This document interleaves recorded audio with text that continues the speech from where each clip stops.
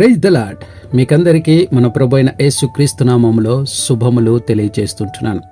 ఈరోజు మనం బైబిల్లోని సామెతల గ్రంథం 31వ అధ్యాయంలోని అత్యంత శక్తివంతమైన వచనాల గురించి మాట్లాడుకోబోతున్నాం. అవి 8 మరియు 9 వచనాలు. ఈ వచనాలు నాయకులు, పాలకులు మరియు బాధ్యత గల వ్యక్తులందరూ ఎలా ఉండాలో స్పష్టంగా వివరిస్తున్నాయి.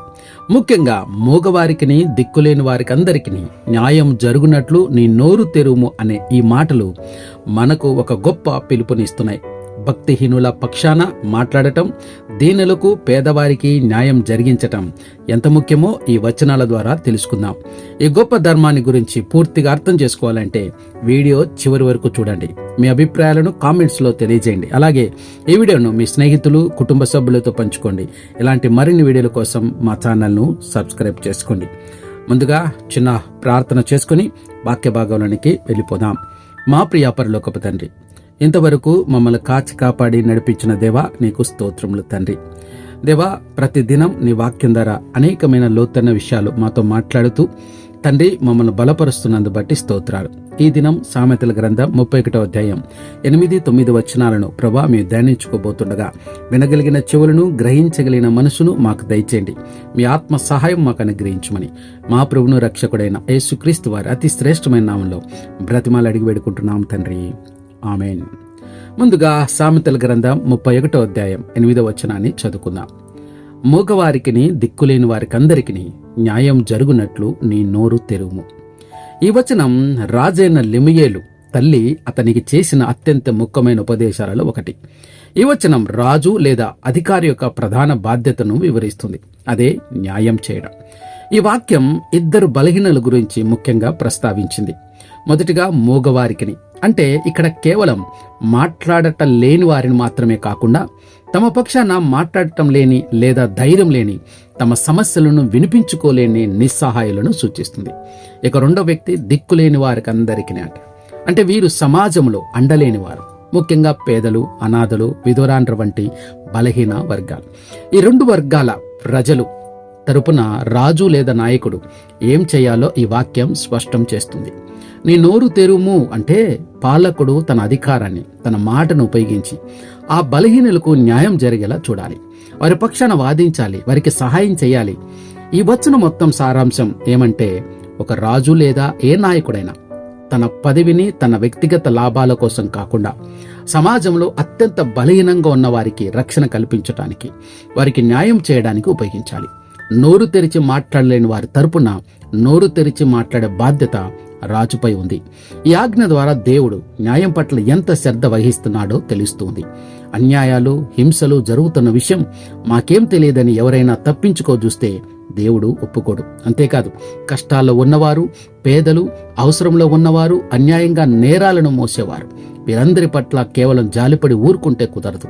వారి పట్ల మనకున్న ఉద్దేశాలను బట్టి కాక, వారికి మనం చేసే పనులను బట్టి, చెయ్యకుండా వదిలేసిన పనులను బట్టి దేవుడు తీర్పు తీరుస్తాడు. తాను చేయవలసిన మంచి తెలిసి చెయ్యని వాడికి అది పాపమని యాకోబు రాసిన పత్రిక 4వ అధ్యాయం 17వ వచనం సెలవిస్తున్నది. తెలియక ఈ విధంగా వారు ప్రవర్తించి ఉండవచ్చు. అయితే ఇప్పుడు సరిగ్గా ప్రవర్తించే విధానం వారికి తెలుసు. కాబట్టి అలా చేయకపోతే వారేమీ సాకు చెప్పలేరు. మంచి చెయ్యకుండా వదిలేయడం అనేది చెడుతనం చేయడం లాగానే పాపమన్న సంగతి గమనించండి. ఇక 9వ వచనాన్ని చదువుకుందాం. నీ నోరు తెరిచి న్యాయముగా తీర్పు తీర్చుము, దీనులకును శ్రమపడు వారికిని దరిద్రులకును న్యాయము జరిగింపుము. ఈ వచనం దాని ముందు వచనం అంటే 8వ వచనం యొక్క కొనసాగింపు మరియు రాజు యొక్క అత్యున్నత కర్తవ్యాన్ని స్పష్టంగా తెలియజేస్తుంది. అదే సమానత్వం మరియు న్యాయం. రాజు కేవలం నిశ్శబ్దంగా అధికారాన్ని కలిగి ఉండటం సరిపోదు. అతను ధైర్యంగా మరియు నిష్పక్షపాతంగా మాట్లాడాలి. తీర్పులు ఇచ్చేటప్పుడు రాజు సత్యాన్ని మాత్రమే అనుసరించాలి. ధనవంతుల లేదా శక్తివంతుల పక్షపాతానికి లొంగకూడదు. న్యాయం అనేది అందరికీ సమానంగా అందాలి. కానీ ఈ వచనం ముఖ్యంగా సమాజంలోని బలహీన వర్గాలపై దృష్టి సారించాలని నొక్కి చెబుతూ ఉంది. దీనులు, శ్రమపడువారు, దరిద్రులు అంటే పేదవారు తమ హక్కుల కోసం లేదా రక్షణ కోసం వాదించుకునే శక్తి లేనివారు.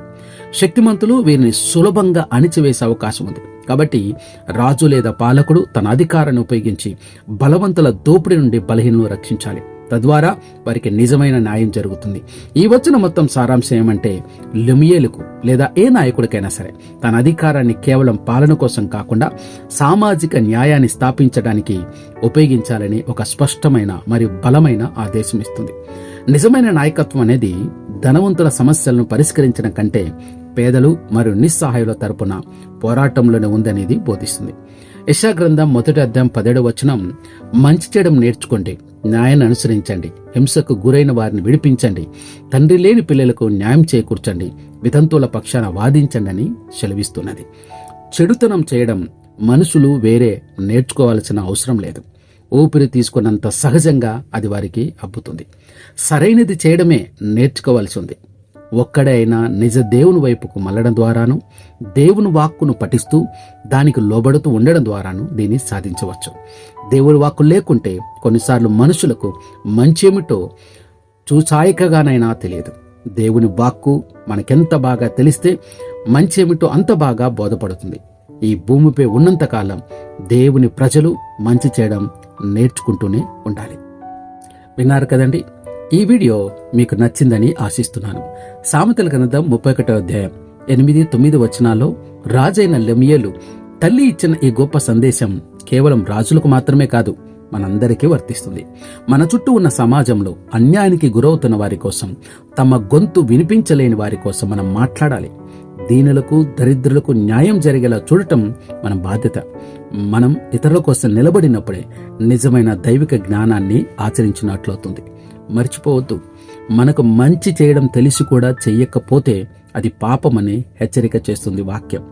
కాబట్టి మనం మంచి చేయడంలో ఎప్పుడు ముందుండాలి. ఇతరులకు సహాయం చేయడంలో ఎప్పుడు మనం ఉండాలి. ఇతరుల అవసరాలు తెలుసుకొని వారి అవసరాల కోసం మనం ప్రయాసపడేవారంగా ఉండాలి. క్రీస్తు యేసు కలిగినటువంటి ఆ మనసు మనము కలిగి ఉండాలని ఈరోజు వాక్యం ద్వారా దేవుడు మాట్లాడుతుంటున్నాడు. ఒకవేళ ఈ వాక్యం వింటున్నట్టు నీవు ఈ అధికార హోదాలో ఉన్నావేమో, లేకపోతే ఏ యొక్క మంచి పదవిలో ఉన్నావేమో, ఒకవేళ ఉన్నట్లయితే నీకు మంచి చేసే అవకాశం ఉన్నప్పుడు ఇతరులకు మంచి చేయి. అనేక చోట్ల లంచాలతోనూ లేకపోతే వారికి ఉన్నటువంటి పలుకుబడి కారణంగా అన్యాయంగా మరి పేద ప్రజలు బలైపోతూ ఉంటున్నారు. అలాంటి వారి పక్షాన నిలబడితే నిజంగా అది దేవుడికి ఎంతో ఇష్టమైనటువంటిది. న్యాయం దేవుడు ప్రేమించేది. కాబట్టి అలాంటి వారి పక్షాన నిలబడి దేవుని కొరకు నిలబడిన వాడు అవుతావు. అప్పుడు దేవుడు ఎంతగా నిన్నే కాదు నీ తరాలను ఆశీర్వదిస్తాడు. కాబట్టి నువ్వు ఏ అధికారంలో ఉన్నా ఆ అధికారాన్ని బట్టి గర్వించక ఇతరులకు సహాయం చేయడానికి నిలబెట్టాడని మనం గుర్తించి ఆ విధంగా ఇతరులకు సహాయపడగలిగితే దేవుడు ఎంతగానో మనను దీవిస్తాడు, ఆశీర్వదిస్తాడు. అట్టి కృప దేవుడు మనకందరికీ దయచేయునుగాక. దేవుడు కొద్ది వాక్యం దీవించి ఆశీర్వదించునుగాక. ప్రార్థన చేసుకుందాం. దయచేసి తలలు వంచండి, నాతో పాటు ఈ ప్రార్థనలో ఏకీభవించండి. మా ప్రియ పరలోకపు తండ్రి, ఇంతవరకు నీ వాక్యం ద్వారా మాతో మాట్లాడినందు బట్టి నీకే కృతజ్ఞతాస్తుతులు చెల్లిస్తున్నాం.